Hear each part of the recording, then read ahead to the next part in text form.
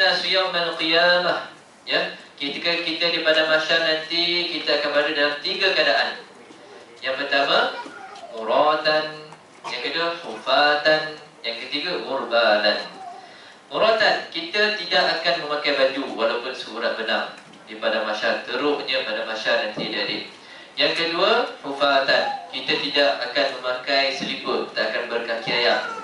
Dan yang terakhir, ghurbalan, macam mana kita lahir ketika baby tu, kita tidak berkhatam lagi, belum sunat lagi, kan? Macam adik ni belum sunat lagi, macam tu lah waman ni.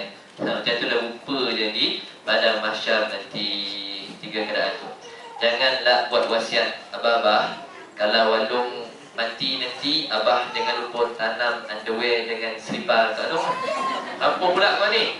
Nabi beritahu kita kepada mahsyar nanti kita tak akan pakai baju bah. Kita tak akan ada selipar. Dan dia buat standby, prepare awal-awal. Taklah malu nanti. Jadi bila Sayyidina Aisyah radhiyallahu taala anha bila dengar hadis ini, dia kata dekat Nabi, ya Rasulullah, ayazuru ba'duna ba'dan ya Rasulullah. Kalau macam tu malulah nanti. Rasulullah kata apa? Al-ahwalu asyad, keadaan di pada mahsyar nanti dahsyat keadaannya. Tak sempat nak toleh kiri, nak toleh kanan, masing-masing fikirkan diri masing-masing. Kan? Nanti adik janganlah kalau ustaz di sebelah, imam muda macam mana? Tak sempat nak tegur dia. Ya, takkan. Kalau sebelah ada Aaron Aziz, tak sempat nak tegur dia. Sebelah ada apa? Hati-hati dengan terkenal kan? Okay. Tak sempat nak minta autograf, langsung tak sempat. Sebab mesti fikir, mana aku nak pergi ni? Syurga ke neraka ni? Ya Allah, takutnya kalau dekat dunia tu buat baik banyak-banyak, selawat banyak-banyak dekat TV yang kan elok. Itu ibaratnya. Kita pun berlarilah mencari Nabi dan Rasul yang boleh memberi syafaat kepada kita. Mula-mula kita bertemu dengan Nabi siapa? Nabi Adam. Sebab Nabi Adam makhluk. Ya abana Adam anta awwal khalqin khalaqahu Allah biyadihi. Kamu ini bapa kami. Kamu ini makhluk yang mula-mula dicipta oleh Allah SWT dengan kuasanya. Isfa' lana ya Adam, syafaatkan kami wahai Nabi Adam. Nabi Adam kata apa? Nafsi, nafsi, diri aku, diri aku. Waktu itu adik-adik, semua Nabi dan Rasul berlepas diri daripada umat dia. Semua memikirkan diri dia, kecuali seorang Nabi sahaja, iaitu Nabi Muhammad SAW. Nabi Adam takkan bagi syafaat kita sebab dia rasa dekat dunia dulu dia pernah buat satu kesalahan. Apa salah dia buat? Dia makan tu pokok tu. Fa'azallahu, apa nama tu? Falamma zaqa asy-syajarah badat lahuma sawatuhuma. Ya, Allah sebut dalam surah Al-Baqarah, wa qulna ya Adam uskun anta wa zawjukal jannah wa kula minha ragadan haitsu syi'tuma wa la taqraba hadhihi asy-syajarah fatakuna minaz zalimin. Wahai Adam, uskun anta wa zawjukal jannah, duduklah kamu dalam syurga ini dengan isteri kamu, makanlah apa kamu nak makan. Wa kula minha ragadan haitsu syi'tuma. Kalau ada durian, makanlah durian. Kalau ada mempelam, makanlah mangga, rambutan, manggis. Ya, minta aja kamu akan dapat. Ya, wala taqraba hadhihi syajarah. Cuma satu je warning, ya, pesan Allah SWT, jangan kamu dekati pokok ini. Falam apa? Wala taqraba hadhihi syajarah fatakuna minaz zalim. Kalau kamu rapat, kalau kamu dekat dengan pokok ni, kamu termasuk di kalangan orang yang zalim. Allah sebut rapat pun tak boleh, ini kamu pula ambil makan pokok tu. Kenapa mereka makan? Kenapa Nabi Adam dengan isteri dia makan? Siapa nama isteri Nabi Adam? Hawa. Ya, orang Melayu kita panggil Hawa. Ya, bahasa Arabnya Hawa. Apa nama dia? Hawa. Orang Melayu kita banyak menambahkan Siti Hawa, Siti Hajar, Siti Sarah. Semua nak letak Siti. Sedangkan Siti itu dalam bahasa Arab tak ada sebenarnya. Cuma bila dikaji, masyarakat Mesir benar dalam guna istilah Siti ni. Siti ni dia macam panggilan hormat kepada orang perempuan. Panggilan hormat macam Puan Sri, Datin Sri, contoh, ya. Yang dah berumur, agak berumur lah. Yang muda-muda ni tak jangan dengan dua tak Siti, kan? Okey, Tapi kalau dah mak letak nama Siti, pakailah, jangan pula mak Siti tak ada maksud mak. Dan esok nak kat sumpah buang nama Siti. Pakailah. Kita orang masyarakat Melayu kita sama juga. Ambil Siti ni maksudnya panggilan yang baik lah, panggilan yang baik. Okey, sampai mana tadi? Kenapa Adam dan Hawa dimakan? Sebab ada satu makhluk ni. Fa'azallahuma syaitanu anha fa'akhrajahuma mimma kana fi.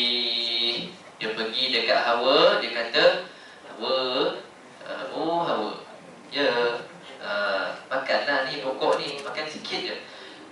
Kan Allah tak bagi makan pokok ni, kan? Kalau kamu makan pokok ni, kamu akan jadi macam kami ni, macam syaitan, macam malaikat Allah, ya, boleh pergi ke sana kemari, kan, hidup lama, ya. Fatakuna minal khalidin, kamu akan kekal macam kami ni. Jadi Hawa kata, Allah tak bagi, rasa sikit je, sedap buah ni. Hawa pun terpengaruh adik-adik. Sebab itu Nabi pernah kata, istausu bin nisa'i khairan, wasiatlah kepada orang perempuan ni dengan wasiat yang baik-baik, ya. Sebab apa? Orang perempuan ni dicipta daripada tulang rusuk yang bengkok. Kalau kita berkeras dengan dia, kita akan patahkan dia. Tapi kalau kita biarkan dia, dia akan tetap selamanya bengkok, kan? Kalau dah kahwin nanti ni, perempuan ni, ada dah kahwin belum? Tak nak kahwin dah? Nak? Macam tak nak je? Macam tak ada nafsu kan? Okey. Okey, beri pesan yang baik-baik dekat orang perempuan. Berkeras tak boleh, lembut sangat pun tak boleh, tak pakai tudung, biar letaklah. Kita yang akan dipertanggungjawabkan. Tak tutup aurat dengan baik, kita akan ditanya, akan disoal oleh Allah Subhanahu Wa Taala nanti. Jadi dia pun pergi dah pujuk Nabi Adam. Abang, tadi kan ada pakcik tu, dia kata makan buah ni sedap. Pakcik mana pula ni? Pakcik Tan nama dia, setan lah, kan? Jadi dia pujuk suami dia. Akhirnya Nabi Adam pun terpengaruh juga, makan. Bila makan, falamma zaqa syajarah badat lahuma sawatuma. Tatkala kedua suami isteri ni merasa zaqa syajarah, rasa dalam bahasa Arab. Lepas tu kalau pergi KL, ada satu tempat ni, nama tempat dia The Zouk. Siapa pernah pergi? The Zouk, Z-O-U-K. Kan? The Zouk ni maksud dia rasa lah. Apa rasa ada dalam tu? Macam-macam rasa kita boleh ada kalau masuk dalam The Zouk. Ya. Okey, bila mereka rasa, badan lahumma sawatuma, tercabut ke semua pakaiannya, ya. Sebab Allah dah warning, jangan rapat dengan pokok ni, ini kan pula makan. Mereka pun menyuruh dalam mutafiqah yakhsifani alaihima min waraqil jannah. Kedua suami isteri menyuruh di celah-celah daun yang terdapat dalam syurga. Daun syurga ni besar-besar, jadi dia tak kecil macam daun dekat dunia ni. Jadi daun kat syurga ni kita boleh ambil, kita boleh jadikan pakaian, tutup badan kita, ya. Kemudian Allah pun murka dengan Nabi Adam dan isteri dia, campak ke bumi. Campak tak campak sama-sama. Nabi Adam turun di Mekah, isteri dia campak di mana? India mari. Ya, jauh tu. Kemudian dah lama tak bertemu, beratus tahun, barulah mereka bertemu di satu tempat yang namanya Arafah. Siapa pernah pergi umrah haji kan, situlah Arafah. Jadi bila pergi Mekah nanti jangan pula buat perkara khurafat. Bila saya pergi dekat Jabal Rahmah kan, bersembah gambar. Gambar ni apa hal pula ni? Bila tengok gambar belakang tulis apa? I and you forever and ever. Ini terutama saya tengok kebanyakan tulis tu orang Indonesia. Mereka seolah-olah mereka kata kalau ambil gambar kita letak tulis kata-kata campak dekat ni, kat area Jabal Rahmah ni, maka hidup dia akan kekal. Ini khurafat adik. Nabi tak pernah ajar, ya. Tulis lagi 1 and 2, 2 and 3, 3 and 1, 1 and 2, I love you. Tulis dekat gambar. Saya ada lagu lagi, ya. Apa lagi, macam-macam ayat saya tengok dekat situ kan. Ini memang patut dengan jalan Saudi, halau kan. Jangan duduk lama-lama, sekejap je. Lama-lama tak boleh. Mereka bertemu di Arafah. Sebab tu Nabi Adam kata dia tak boleh beri syafaat. Kita pun berlari mencari Nabi dan Rasul yang lain boleh memberi syafaat kepada kita. Kita bertemu dengan Nabi Nuh. Wahai Nabi Allah Nuh, kamu ini Allah kurniakan usia, umur yang panjang 950 tahun. Isfa' lana, syafaatkan kami. Nabi Nuh kata, aku tak boleh tolong, aku tak boleh bantu kamu. Sebab dekat dunia dulu aku dah buat satu maksiat, aku dah buat satu kesalahan. Apakah kesalahan dia? Ketika Nabi Nuh berdakwah 950 tahun, dalam Quran sebut, wa inni kullama da'awtuhum litaghfira lahum ja'alu asabi'ahum fi adhanihim wastaghshaw thiyabahum wa asarru wastakbaru istikbara. Setiap kali Nabi Nuh berdakwah kepada kaum dia akan ambil jari jemari ini sumbat dalam lubang telinga. Jadi cuba ambil jari, masukkan 5 jari. Muat tak? Tak muat. Berapa jari muat? 1 pun dia tak dengar. Cuba buat macam ni. Tak dengar kan? Tak dengar. Sebab tu bila kita azan, sebenarnya kita ambil 2 jari ni masuk dekat lubang telinga ni, supaya kita tak dengar suara kita. Maka kita akan laungkan azan tu dengan sekuat hati kita, barulah orang akan dengar laungan azan tersebut. Jadi sebenarnya ini balawah. Al-Quran Allah nyatakan punya benci kaum dia tu mendengar seruan dakwah. Kan? Setiap kali Nabi Nuh dakwah, mereka ramai-ramai, bukan seorang dua dia. Kan? Contoh kalau depan ni, kalau semua pakat tutup telinga ramai, jangan kata semua dia. Kalau seorang bangun depan Ustaz sekarang ni, kan, dia tutup telinga, dia cakap tak nak dengar. Ustaz baling mic ni kan. Sebab kita tak sabar kan, kita bukan Nabi. Itulah, bayangkan Nabi Nuh ni, dia pergi dakwah, semua tutup telinga. Wastaghshaw thiyabahum, dia ambil jubah, dia tutup pokok muka, tak nak tengok, tak nak dengar, tak nak tengok. Apa nak jadilah, kan? Dia ambil jubah ni tutup, tak pakai underwear pun, taklah. Suka hati. Yang penting dia tak nak dengar, tak nak tengok dakwah yang Nabi Nuh sampaikan itu. Okay, punya teruk masyarakat ini. Dan bila dah jadi macam tu, penat berdakwah, Nabi Nuh pun berdoa, ya Allah, Rabbi la tazar 'alal kafirin. Ya, Nabi Nuh berdoa dalam surah Nuh ni cerita, ya Allah, turunkan azab pada mereka ni, kaum, jangan tinggalkan walaupun seorang di kalangan orang kafir ni, ya Allah. Sebab kalau biarkan mereka ni hidup, mereka akan buat kerosakan, mereka melahirkan generasi yang teruk, yang kufur kepadamu, ya Allah. Bila Nabi dah berdoa, jadi maka confirmlah Allah makbulkan doa tersebut. Sebab itu Allah perintahkan Nabi Nuh, wahai Nuh, wasna'il fulka bi'ayunina, buat kapal wahai Nuh, buat kapal atas bukit. Nabi Nuh ni seorang tukang kayu, buat rumah dia reti lah, tapi buat kapal dia tak reti. Macam mana dia buat kapal? Buat je, aku ajar. Allah ajar Nabi Nuh melalui wahyu, ya. Dia pun bertukang dan putung atas bukit, ya.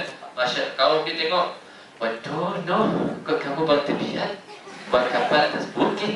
Tak ada, cakap Arab lah, kan? Kau ni buang tebiat ke apa Nuh? Kita apa? Orang buat kapal tepi laut, dekat tepi pantai, kau ni buat kapal atas bukit. Apa kejadah ni semua ini? Kan? Okay? Apa jadah mereka buat ni? Dia mereka buat tak tahu je. Bila dah siap kapal tu, maka datanglah waktu yang Allah janjikan. Allah perintahkan langit ni supaya turunkan hujan dengan lebat tak henti-henti. Bumi ni keluarkan air sebanyak-banyaknya, ya. Kemudian air pun boleh naik sampai kepada bukit gunung itu jadi. Maka manusia ni semua, ya, berlari mencari perlindungan. Nabi Nuh kata, siapa nak selamat hari ini, naik kapal, ya. Sebab tu riwayat tu kata paling sikit 12 orang manusia naik kapal. Punya besar kapal ni, paling ramai 80 orang. Itu paling ramai ada riwayat kita dengar kan, kita baca 80 orang je. Yang selebihnya apa yang naik kapal ni? Binatang. Monyet, bonggol, baweh, chimpanzee, lembu, kobau, ayam, itik, semua naik. Babi pun naik sama. Bila babi lalu, semua ke tepi. Najis subhanallah tak lalu. Tanah kena babi. Ya, naik kapal. Binatang lagi ramai daripada manusia. Jalan-jalan kapal tu, berlayarlah kapal itu sampai Nabi Nuh terlihat seorang manusia macam kenal di babat ni. Apa dia kata apa? Ya bunayya rakam ma'ana wa la takum ma'al kafirin. Wahai anak, meh sini naik kapal abah ni nak. Selamatkan diri. Anak dia kata apa? Qala sa'awi ila jabali yaqsimuni minal ma'. Aku akan cari gunung, aku akan panjat gunung yang tinggi boleh menyelamatkan aku daripada air ni. Anak dia pun tak nak naik kapal ayah dia. Sampai akhirnya anak itu tenggelam. Matilah anak itu dalam kufran dan iman. Sedih, Nabi Nuh sedih jadi. Mana tak berdakwah 150 tahun, anak sendiri tak beriman. Nabi Nuh pun sedih. Allah kata, itu harta yang Allah pinjamkan sementara di dunia ini. Jangan bersedih wahai Nuh. Kapal itu belayar, akhirnya terdampar di wastawat alal judi, di bukit, puncak bukit namanya Bukit Judi. Kat mana Bukit Judi ni? Genting Highland. Genting Highland pusat judi. Bukan Bukit Judi ya.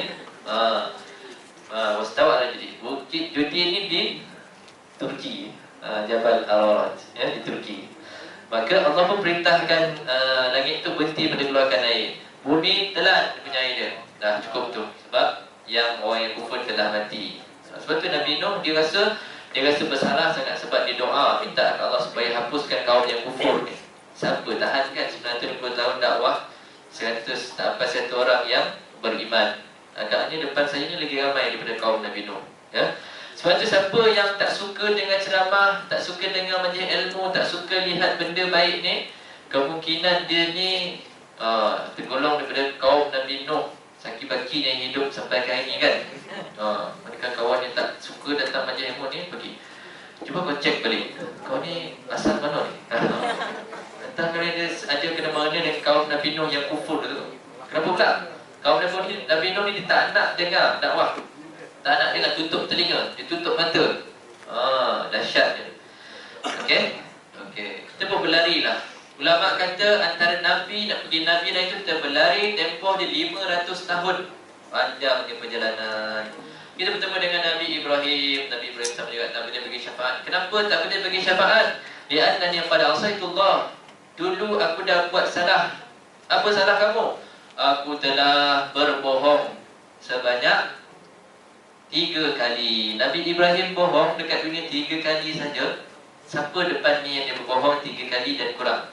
Kita tak. Adik-adik pernah bohong tak? Nah, semua kaki geletong. Okey, ya. Nabi Ibrahim dia boleh kira kat dunia tu dia bohong 3 kali. Bila masa dia? Yang pertama ketika raja pada waktu tu Raja Namrud dia buat konsert awal tahun.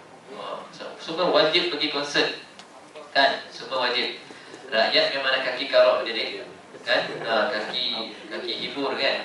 Semua tak sabar pergi konsert. Kecuali Nabi Ibrahim tak pergi. Raja Namrud pun perintahkan askari supaya cek, pengawal pergi cek siapa yang tak pergi konsert, ambil tindakan. Tengok, kat rumah ni ada kasut ni. Oh, ditanya Ibrahim, siapa nama? Ibrahim. Kenapa tak pergi konsert? Ini sakit, aku sakit. Sedangkan Nabi Ibrahim tak sakit pun. Tapi ulama kata apa? Tentang tafsir kata memang Nabi Ibrahim sakit apa? Sakit hati. Sakit hati melihat kemungkaran kaum itu asyik sembah berhala. Buat berhala sembah berhala. Buat berhala sembah berhala. Itu kali pertama. Kali kedua bila? Kali kedua bila mereka semua ni balik daripada konsert dalam tahun itu.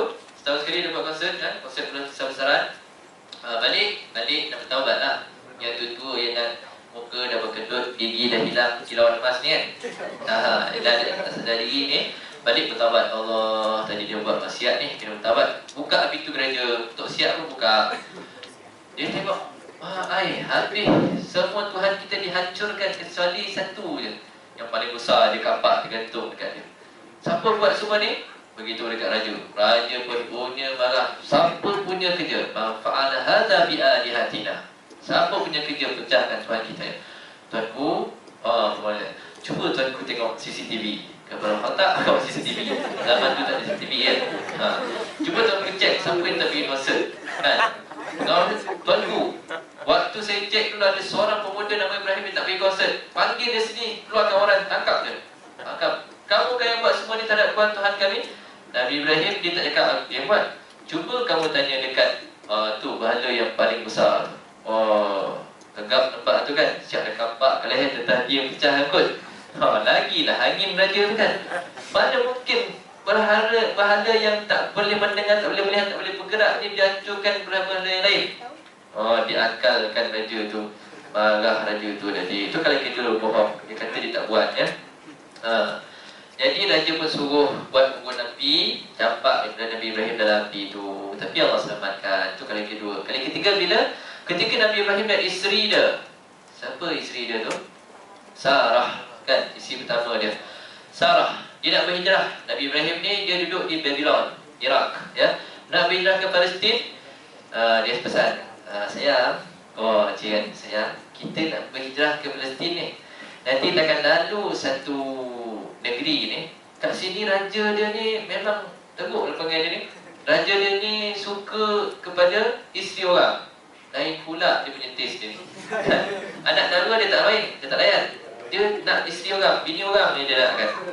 Sampai dekat checkpoint tu, maka immigration raja ni tahan Nabi Ibrahim tunggu dekat luar. Isteri masuk dalam, raja pun tengok, oh Sarah macam cantik dia muka kan. Memang Sarah cantik dia, putih awal dia. Jadi dia pun mulalah sing-sing lengan. Dia terekam Sarah. Sebab dia tanya, siapa nama kamu? Sarah. Apa apa hubungan kamu dengan pemuda luar sana? Dia tu abang aku. Sarah berbohong sebab Nabi Ibrahim suruh bohong. Kan?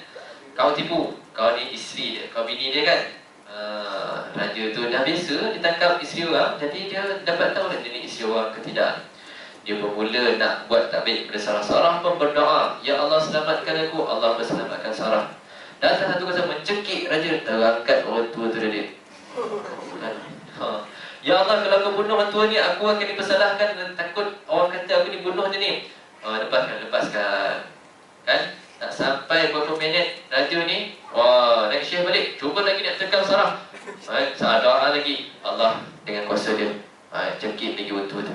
3 kali, akhirnya raja ini pun surrender dia. Angkat benda putih. Siapa engkau sebenarnya?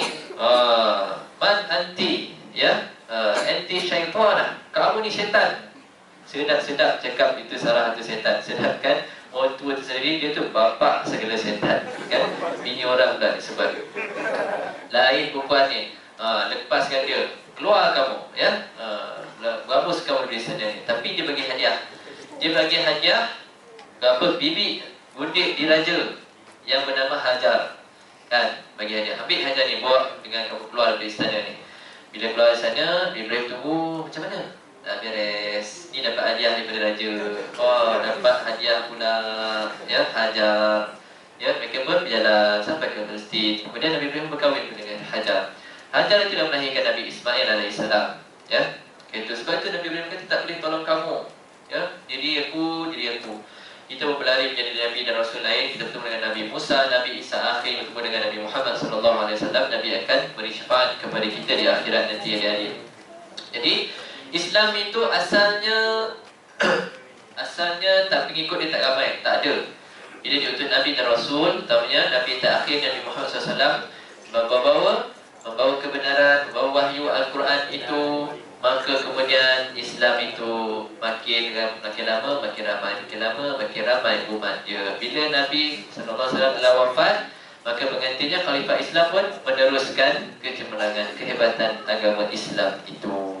Ya, cuma yang jadi, kalau kita tengok video tadi kan, contohnya macam mana kita nak melahirkan Sultan Muhammad Al-Fatih yang Konstantinopel kan.